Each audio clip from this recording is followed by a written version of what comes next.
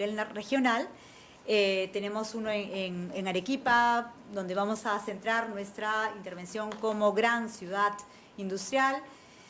Tenemos que, por ejemplo, en el caso de Arequipa, la manufactura representa el 18% y los servicios con 34%. Todos los servicios, obviamente, en conexión con industrias manufactureras.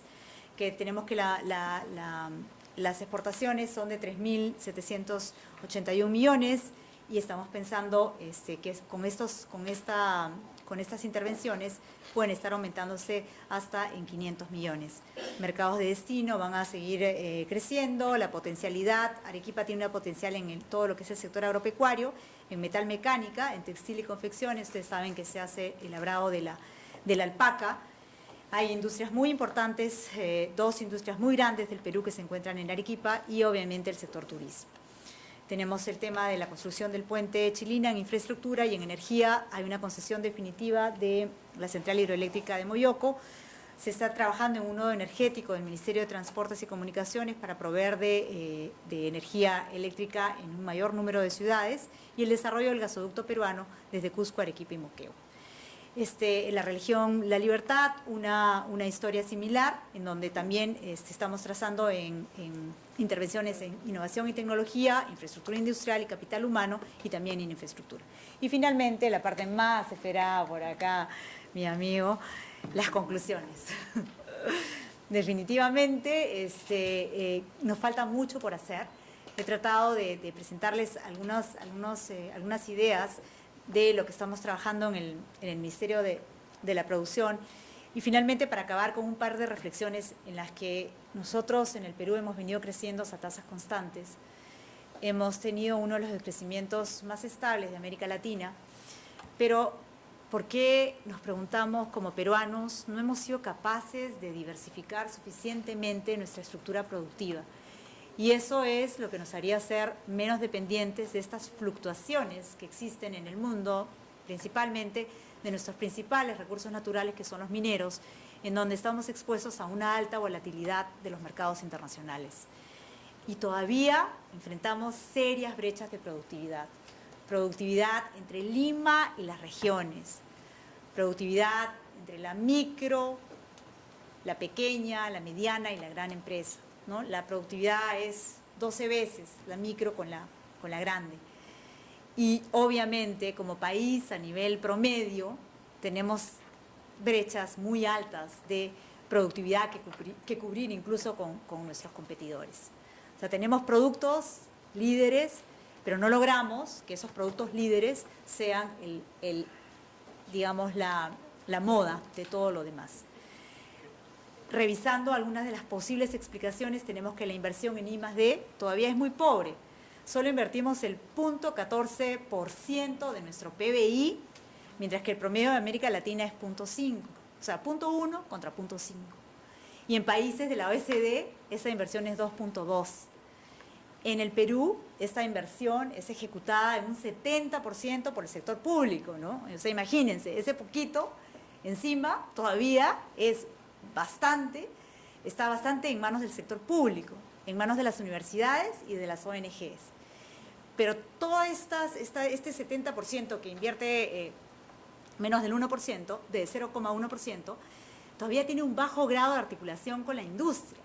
Lo que les decía, ¿no? Y esa es la razón por la cual Silicon Valley es tan apreciado, porque hay toda una interacción entre universidad, y que lo he visto en Corea también, con la industria, ¿no? Trabajan de la mano.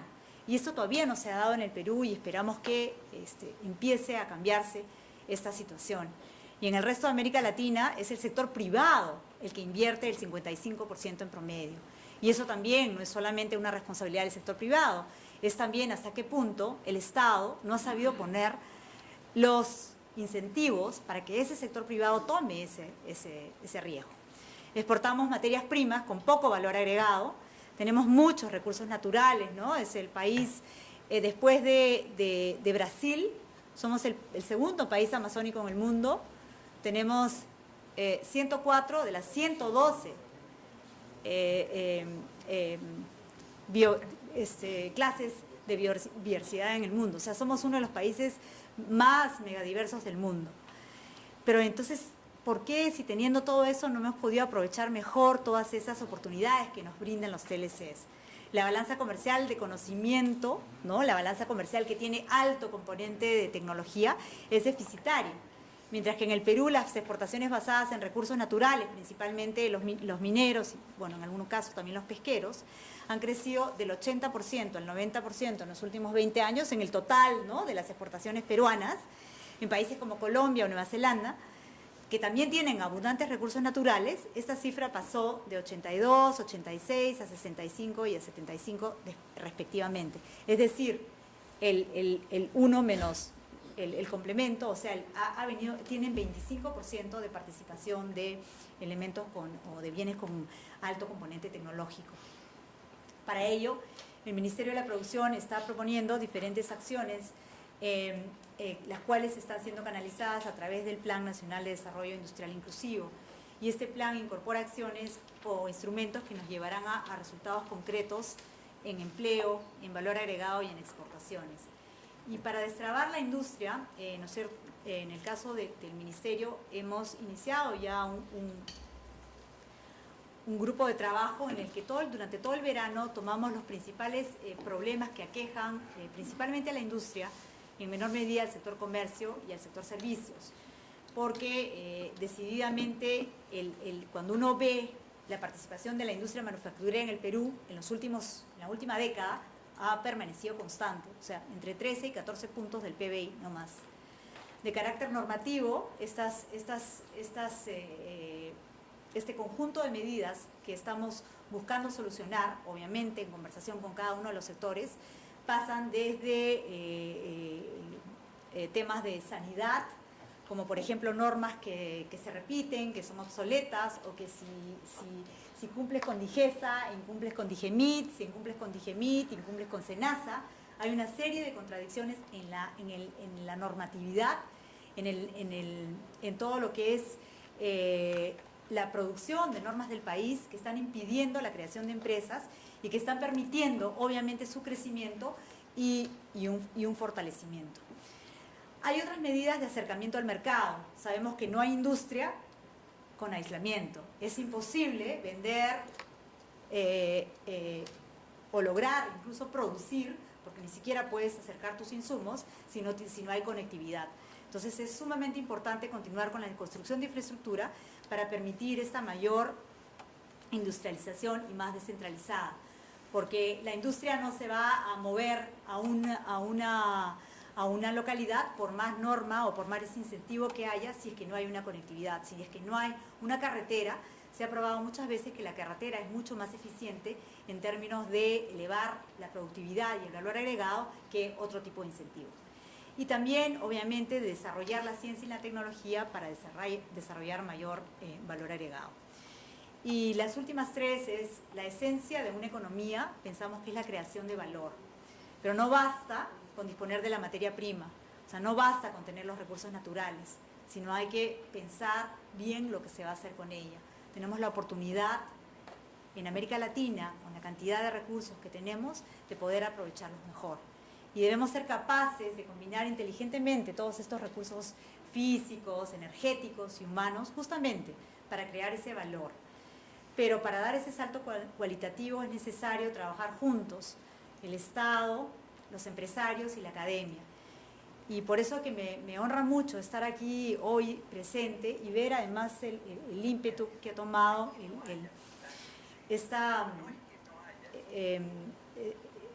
el rol que está tomando la Universidad del Pacífico en promover el acercamiento, en promover la discusión de estas ideas, no solamente en el mundo académico, sino también con el sector empresarial y obviamente el Estado, que no debe permanecer alejado de las discusiones que se dan en temas de transferencia tecnológica, en temas de incrementos de valor agregado, en temas de innovación e investigación.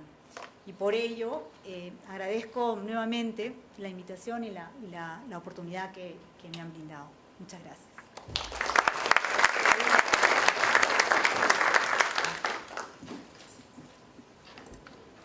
Muchas gracias, Magali. Para la ronda de preguntas seguiremos la misma metodología. Hay 2 micrófonos disponibles, el anfitrión se los va a acercar, se presentan y por favor hacemos primero todas las preguntas y después el panel responde. Al fondo, por favor. Sí, buenas noches. Muy interesante la exposición de los panelistas. Mi nombre es Eddie Rojo, soy del Seminario de Negocios Globales de la Pacífico, de la maestría. Un comentario que escuché alguna vez sobre Chile y California era de las similitudes climáticas y las posibilidades de poder hacer una serie de inversiones en industria, agroindustria. Sin embargo, lo que sabemos de California tiene diferencia de Chile, Silicon Valley y tiene Hollywood, es decir, clusters que realmente han generado miles de millones de dólares en posibilidades de negocios a nivel mundial. En el caso de Latinoamérica y nuestra integración y nuestras posibilidades de poder llegar a acuerdos por muchas cosas que nos unen culturalmente y por el idioma, ¿qué posibilidades existen para que entre países como Chile, Perú, la comunidad andina, Argentina, generemos en zonas limítrofes clusters que permitan a esas regiones que están aisladas, probablemente de la capital, junten de manera supranacional, de manera pues armoniosa para el crecimiento de la localidad y que juntos puedan realmente decidir una exportación a través de una cadena productiva de varios componentes que pueden realizar a nivel tecnológico, pero también a nivel agroindustrial y de otros componentes. Gracias. ¿Micrófono? Sí, ¿qué tal? 3 preguntas, 2 para Patricio y una para Magali. Para Patricio, no sé si han probado ustedes una regresión, esta regresión básica para decir que no había oposición entre recursos naturales y el resto de exportaciones. La exportación es no cobre en función del precio del cobre, pero introduciéndole variables de control. Es decir, todos los que hacemos regresiones sabemos que uno con uno sale fácil, ¿no? Pero si metemos, por ejemplo, el tema de las reformas estructurales, simplemente, obviamente sabemos que en esta fase de crecimiento se han reducido los costos de importar, se ha reducido el peso de lo laboral, ha habido reducción de los costos financieros, es decir, de repente le estamos atribuyendo demasiado a una variable cuando hay otras variables que lo explican, que explican el fenómeno. Y el otro tema asociado a esto es que también estos beneficios de las reformas estructurales se están agotando, o se han agotado, ¿no? Y en ese sentido el tema de la apreciación de nuestras monedas nacionales sí ahora pega mucho a nuestras empresas exportadoras, no de productos naturales, y cuando uno ve la información del número de empresas que salen o dejan de exportar, ya estamos hablando en el caso de Perú de 1.000, 2.000 menos respecto del año anterior, y eso ya van 2 o 3 años en lo mismo, ¿no? Entonces, un poco revisar estas regresiones a propósito de estas evidencias. Y lo segundo es a propósito de que, nuestros países tienen estos programas. ¿Por qué el programa de Corfo no avanza a la velocidad que uno esperaría? Y tercero, voy directo con Magali, directamente. Obviamente nosotros somos fanáticos del tema de la agencia. Nosotros le llamábamos Iniciativa Nacional para el Desarrollo de Conglomerados Productivos Regionales. Y preguntarte, ¿cuándo se crea? Si tienen el apoyo ya de este ministerio excesivo que se mete en todo, que es la Secretaría de Hacienda del Perú, ¿a quiénes absorberían? ¿Con qué presupuesto? Gracias. ¿Una pregunta más? Una pregunta para el señor Juan Mauricio Ramírez, de Colombia. La pregunta es Ya no está. ¿Ya no está? Bueno, para Magali en todo caso. ¿Magali también se fue? Todavía, ¿no? Magali, ¿cómo estás? Has estudiado en la Universidad del Pacífico. ¿Has estudiado en la Universidad del Pacífico, correcto? No. Te quería hacer un paralelo, ¿no? ¿Cómo te sientes en el sector público? ¿Desde cuándo estás en el sector público? ¿Y qué impulso o qué formación tuviste en Canal de Economía, Administración o Contabilidad en Pacífico? ¿Y cómo se siente ahora estar en el sector público, que muchas veces se le critica y en esos aspectos? Porque tú has mencionado varias veces sobre capacitación técnica productiva y también formación técnica en sectores priorizados, o sea, inversión en capital humano, pero en capacitación técnico-productiva. Entonces la pregunta es muy fácil. El servicio militar obligatorio excluye a los estudiantes de institutos tecnológicos, y ahí está la paradoja, ¿no? Has mencionado varias veces en tus diapositivas capacitación técnico-productiva. Un señor de Senati o un señor de IDAT o otro técnico sale sorteado y se va al Braga y de repente un pasaje de ida y no de regreso, ¿no? Y has mencionado varias veces y sin embargo, menos mal que la Defensoría del Pueblo ha trabado el sorteo del servicio militar porque están exceptuando a los estudiantes de institutos superiores técnicos. Solamente los estudiantes universitarios van a estar exceptuados del servicio militar obligatorio. A través de tu intermedio podrías de repente apoyar la propuesta para que también se incluya a los estudiantes de educación técnica. Se llama. Muchas gracias. Desearía que las preguntas estén centradas más al tema académico, si no fuera mucha molestia. Es académico, pues, es por aquí. académico. Creo que hago la pregunta, ¿sí? ¿Ahora? ¿Sí? Sí. ¿Qué tal? Buenas noches. Mi nombre es Oliver Elorreaga, del Centro de Investigación de la Universidad del Pacífico, del CIU. Tengo 3 preguntas hacia la... Primero, agradecer las exposiciones, han sido bastante ilustrativas. Tengo 3 preguntas para el señor Patricio Meller y una para Luis Lucio Castro. La primera, bueno, antes de introducir la pregunta, estaba, digamos, pensando en el término maldición de los recursos naturales con el que aludimos a esta situación. Y en general yo creo que este término desde el principio fue irónico en el sentido de que alerta sobre las posibles consecuencias de tener un boom exportador de algún recurso natural, sea gas, petróleo, café, oro, etc. Mientras que el término bendición, ¿no? Podría conllevarnos a tener una actitud más complaciente con la situación de este sector. Bueno, y en el fondo ambos se preocupan por las consecuencias, etc., ¿no? Pero quería hacer hincapié en esto que tanto maldición como, o sea, la maldición en principio, o sea, no dice que sea malo per se, sino dice que debemos estar alertas acerca de la explotación de estos recursos. Ahora, la primera pregunta, y gira en torno a esto, es usted expuso acerca de los efectos positivos de la explotación de los recursos naturales, como tener mayores rentas nacionales, acumulación de reservas internacionales netas, etc. Yo más bien estaba pensando en los posibles efectos negativos de los recursos. Uno de ellos es la bonanza fiscal pasajera, en la que se ejecuta gasto durante los años de bonanza de los precios minerales, y luego cuando se retira el precio, cuando se retira el alza de los precios minerales, existe falencias estructurales en el fisco, porque ya no puede atender los gastos a los que estaba acostumbrado. En segundo lugar, la apreciación cambiaria, que termina desindustrializando el sector, dado que las exportaciones se convierten menos competitivas con el resto, y probablemente sean estas empresas las que generan también empleo, y cuando cierras se genera desempleo. De hecho, aquí en el país ADEX hace tiempo viene presentando digamos, pedidos a las autoridades para que se preocupen por este tema. Y el tercer efecto negativo sería algo que podríamos llamarlo desorganización de la estructura productiva, o sea, descentrarla hacia cierto sector, y que de repente tiene relación con lo que nos exponía Celso en la exposición anterior. Esas son las consecuencias negativas, y quería preguntarle qué tan importante crees que puedan ser estas consecuencias negativas de los recursos naturales. La segunda pregunta es, o comentarios en torno al IHH. Usted comentaba que, bueno, era un mal indicador y de que debíamos más bien pensar en un indicador de diversificación de exportaciones. Yo más bien me inclinaría a pensar que ni uno ni el otro son muy buenos, porque más interesante sería tener un indicador cualitativo acerca de lo que estamos exportando.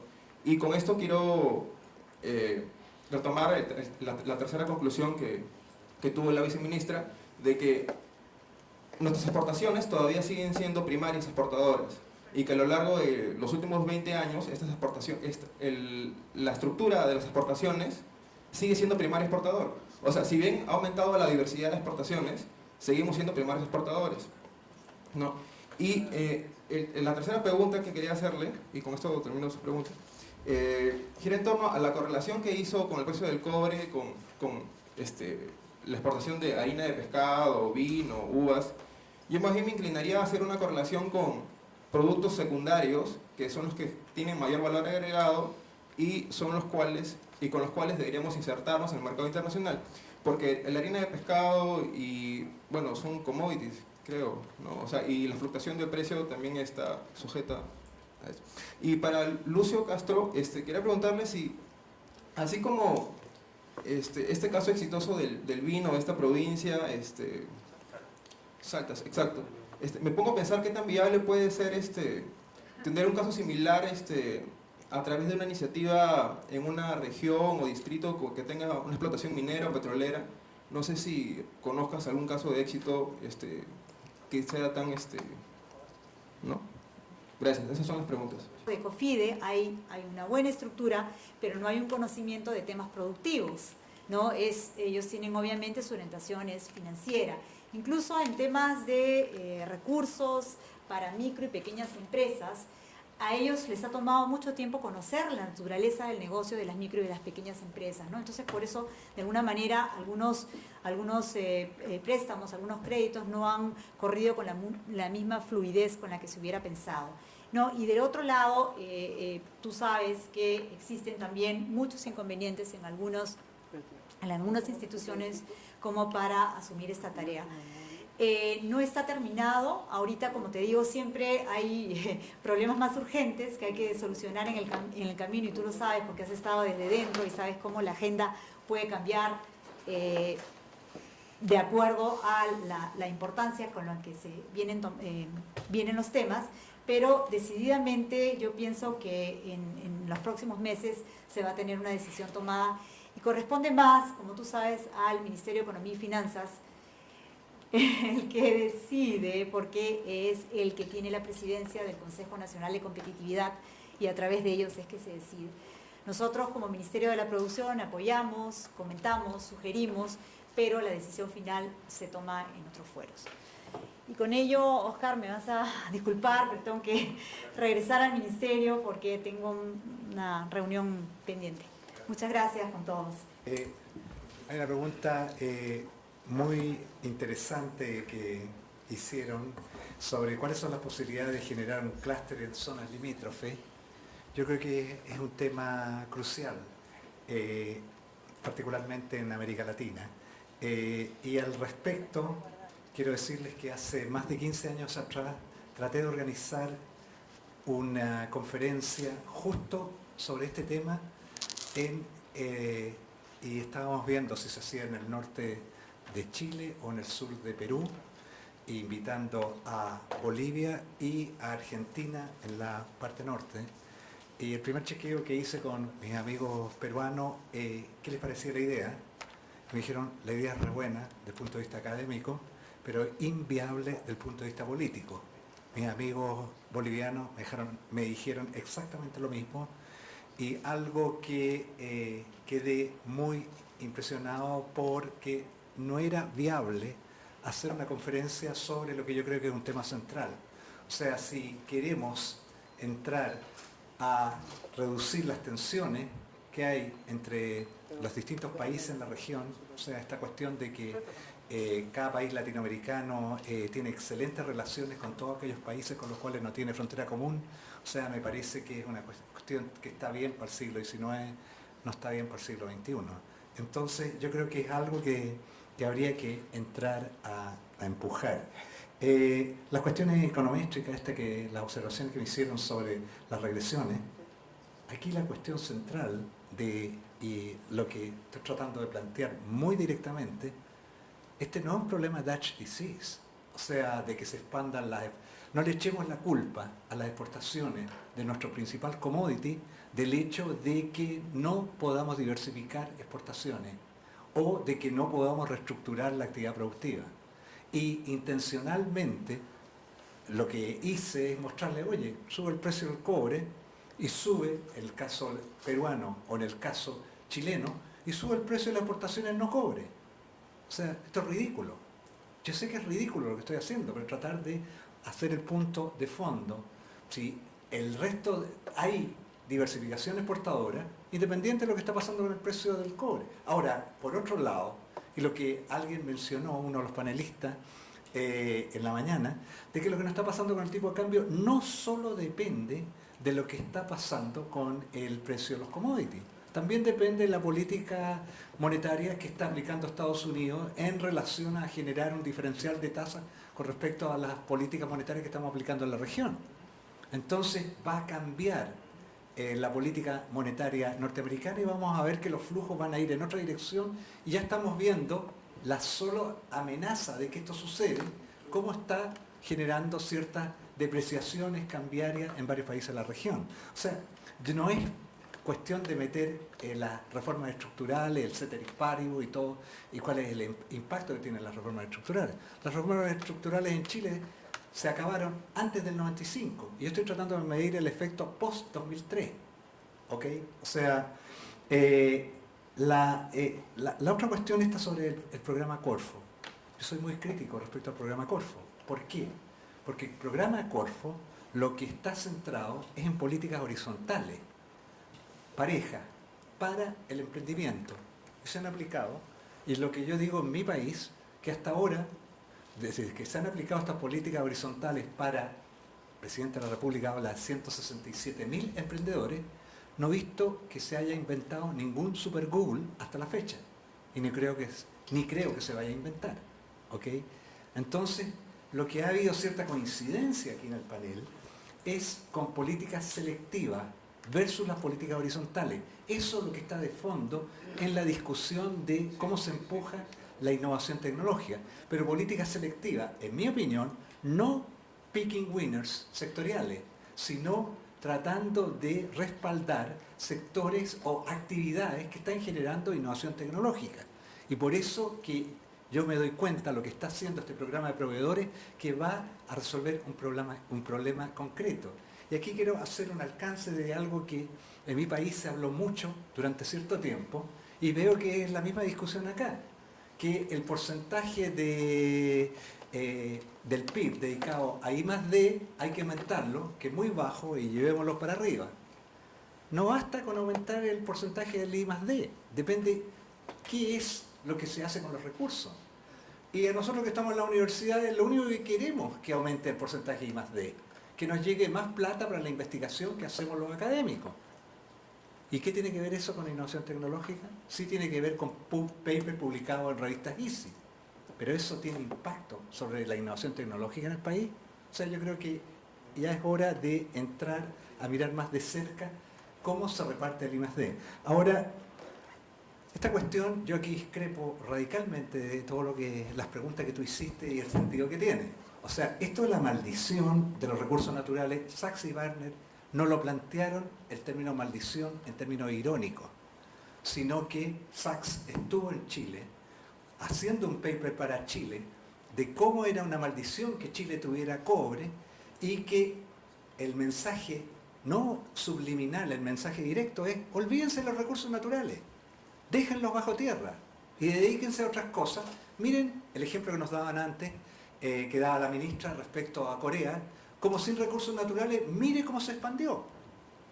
Yo discrepo radicalmente de eso, y acabo de terminar un libro, un año estuve, sobre el rol del cobre en Chile. Y me di cuenta que en Chile somos un país minero, pero dentro de Chile los chilenos no lo saben. No quieren saberlo. Sienten complejo por ser minero. Y yo creo que es algo más general de lo que está pasando en la región. O sea, tenemos el complejo de producir y exportar recursos naturales. Lo que más quisiéramos es hacer lo que hace Corea. ¿Ok? Exportar productos electrónicos, exportar autos, y el día de mañana, ¿por qué no exportar satélites? Y la verdad es que nuestras ventajas comparativas están en otro lado. Y yo creo que tenemos que aprovecharlas, y tenemos que sobre ellas construir un país en lo cual, y aquí nuevamente yo creo que el debate no es qué producir, o sea, estos indicadores de calidad que tú sugieres, o sea, le importa el tipo de bienes que se producen. ¿Por qué? O sea, ¿por qué exportar productos electrónicos? 100 millones de dólares de exportación de productos electrónicos son más que 100 millones, pesan más, tienen una calidad distinta que exportar 100 millones de dólares de oro. 100 millones de dólares no son iguales a 100 millones de dólares. ¿Cuál es la diferencia? ¿Ok? Yo no creo que el debate sea el qué versus el cómo. Yo creo que el debate es cómo aprovechamos lo que tenemos para transformarnos en un país desarrollado. Y ahí hay que ver cuáles son los cuellos de botella que tenemos. Ahora, respecto a los efectos negativos que tú planteas, claro que existen. Y hace rato, o sea, yo no sé por qué el Dutch disease, síndrome holandés, se llama síndrome holandés. Lo debíamos haber inventado nosotros, los latinoamericanos. Sí, hace tiempo que tenemos y experimentamos los efectos de la volatilidad de los precios internacionales, desde hace 100 años. Pero también lo que hemos aprendido en algunos países es a cómo inmunizamos el gasto público, el gasto fiscal, de la volatilidad que tiene el precio de los principales commodities. Y para eso empezamos con los fondos que apuntan a neutralizar esta volatilidad hasta lo que yo creo que hoy día es un instrumento institucional importantísimo de establecer en la región, que son los fondos soberanos, en los cuales, aparte de tener los fondos soberanos, de tener lo que llamamos en Chile esta lógica de largo plazo con la política fiscal, un presupuesto fiscal estructural balanceado de largo plazo que nos permite hacer política contracíclica cuando el ciclo es negativo y políticas de acumulación de reservas o de excedente o de ahorro cuando el ciclo es positivo.